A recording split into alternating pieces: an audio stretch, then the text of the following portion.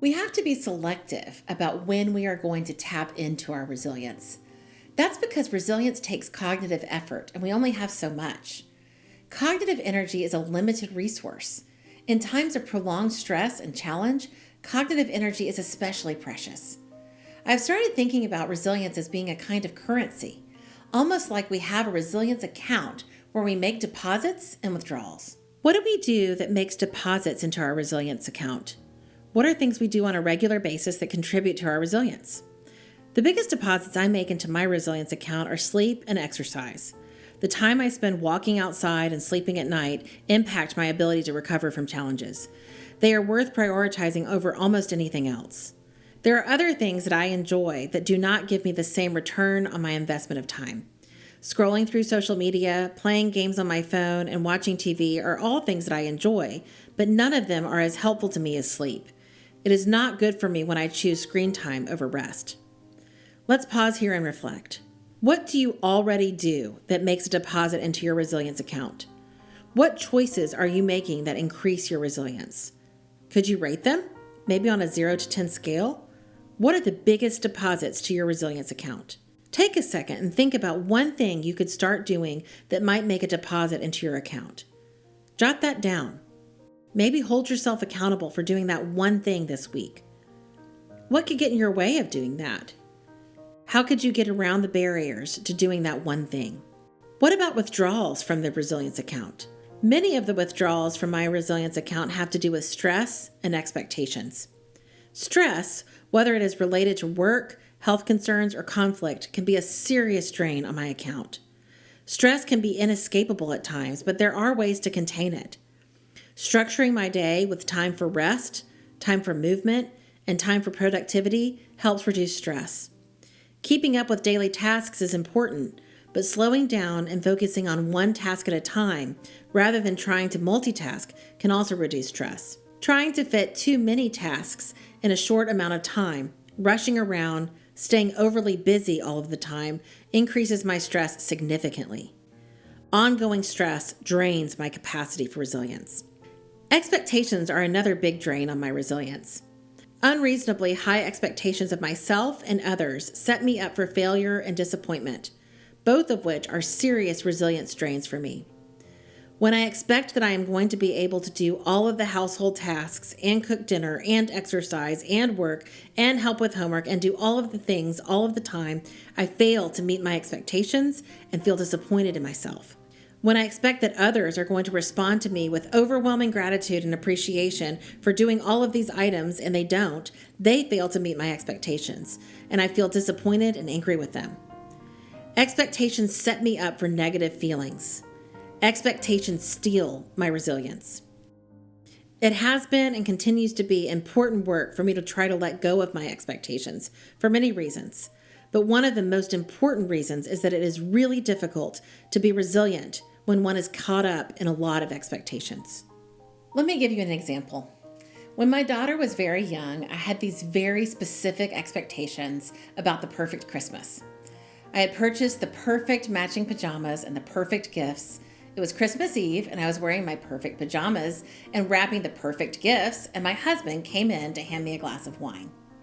As he was handing it to me, something happened, and it spilled. It spilled all over my perfectly matching pajamas. You may be thinking what my husband said, which was, "What is the big deal?" I would love to tell you that my resilience kicked in and that I was able to say, "You're right, it's no big deal, just wine on pajamas. We'll wash it out, move on, no problem." But that is decidedly not what happened. I totally lost it. I got angry, I got tearful, I was totally overwhelmed with emotion. I had all of these expectations of exactly how that was going to go. I was going to wrap the present, I was going to place the present under the tree, we were going to take the perfect family picture in our perfect matching pajamas, but then the wine got spilled and everything felt totally overwhelming. All of my expectations piled up and made it impossible for me to be flexible. They made it impossible for me to be resilient. Since that time, I've done a lot of work to try to let go of expectations. I continue to struggle with it. I continue to be a work in progress. But one of the things that I have found to be the most helpful is replacing expectations with acceptance. So first, I have to notice that I'm doing it. I have to notice that I am operating from a place of expectation versus acceptance. I can actually feel that in my body. When I am working under expectations, it feels like a lot of pressure. It feels like I'm kind of grinding gears, grinding everyone down to fit into the expectations. So when I notice that pressure, that grinding feeling, I try to start by taking a deep breath. Kind of ground myself in the present. Next, I offer myself some validation and compassion. Yeah, you have some expectations that aren't being met. You're feeling stressed. You're feeling pressure. You're feeling kind of grindy, is what we call it in my family. Sometimes it's helpful for me to name the expectation. I was expecting for us to take this cute family picture of all of us in our cute matching pajamas. Next, I name what I must accept. Instead, there is wine on my pajamas. I try to continue to offer myself compassion and deep breaths and space and even a break from the situation until I feel like I'm in a place where I can problem solve, where I can say, oh yeah, there is wine on my pajamas, but that can be solved. That can be fixed. As I've been doing this work of trying to replace expectations with acceptance, I find that I am sometimes able to go upstream. Sometimes I am able to manage my expectations before they get so ingrained and so rigid. Give myself some space and compassion to kind of get back to a place of acceptance before I get so rigidly caught in my expectations.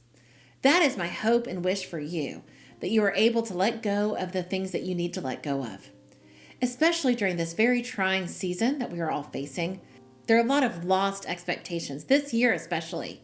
In some cases, there may not be a way to solve the problem. It may be more complicated than washing wine out of pajamas. And even if there is a solution, there may still be grief around the loss of the expected original experience. When there is no more problem to solve, then we have to cope. In a recent webinar, one of the participants posed the question, how do you continue to feel resilient when not feeling optimistic? I wondered, do we have to be optimistic to be resilient? Do we have to believe that things will work out well for us to push through? Sometimes it is helpful to be optimistic. I have often found great comfort in the adage, everything will be okay in the end. If it isn't okay, it isn't the end. I consider myself to be a hopeful person, and I do usually believe things will work out in the end. But I wonder if we sometimes hold on too tightly to the expectation that everything is going to work out well. I wonder if our belief that everything has to end well can make us feel less resilient. Especially in these unprecedented times, I wonder if the expectation that things will work out for the best sets us up for disappointment. Again, I think we can find comfort in acceptance. We can accept that things will happen, both good and bad, and we can rest in our knowledge that we will continue to show up for ourselves and do the next right thing. On the other hand, sometimes expectations can be helpful. We know ourselves well, and sometimes we can anticipate how we are going to react to a certain situation. For example, we may know that when we are feeling stressed, we don't sleep as well. We may also know that if we don't sleep well, our fuse is going to be shorter and we are more likely to get angry, anxious, or sad. We know that during times of stress, we are likely to be swept away by certain situations or feelings. We all have these rivers that we fall into from time to time. This knowledge of self can be instrumental in helping us to put boundaries up. I like to think of it as a kind of guardrail or gate. For example, one river that I fall into from time to time is the river of anxiety. During times of stress, like, a global pandemic, for example, I am very likely to fall into a whitewater rapid of anxiety. Fear and worry threaten to take me under the surface. I am fortunate that I have certain trusted people in my life that I can depend on to throw me a life raft, but it is so helpful if I can keep myself out of the river. The thing I've learned about anxiety is that it often makes us feel like doing things that actually make us feel worse. Let me explain.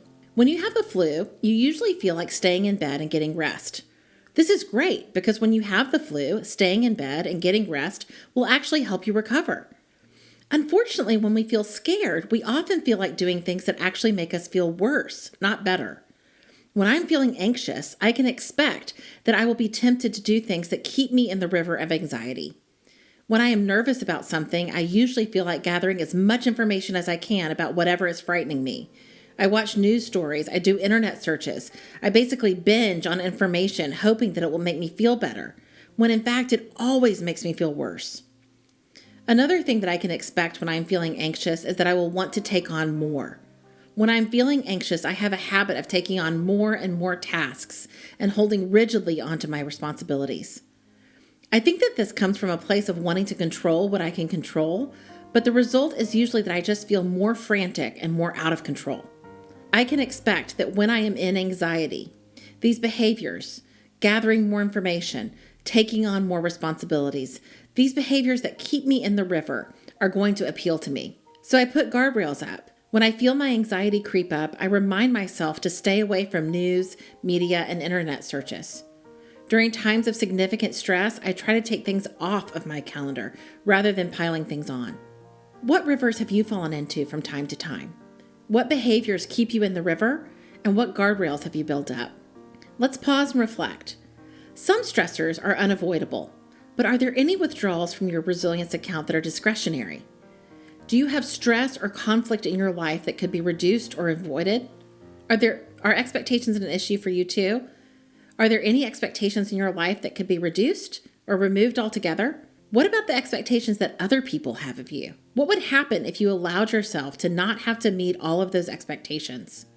What gets in your way of doing that? Are there any expectations that help you? What rivers do you fall into?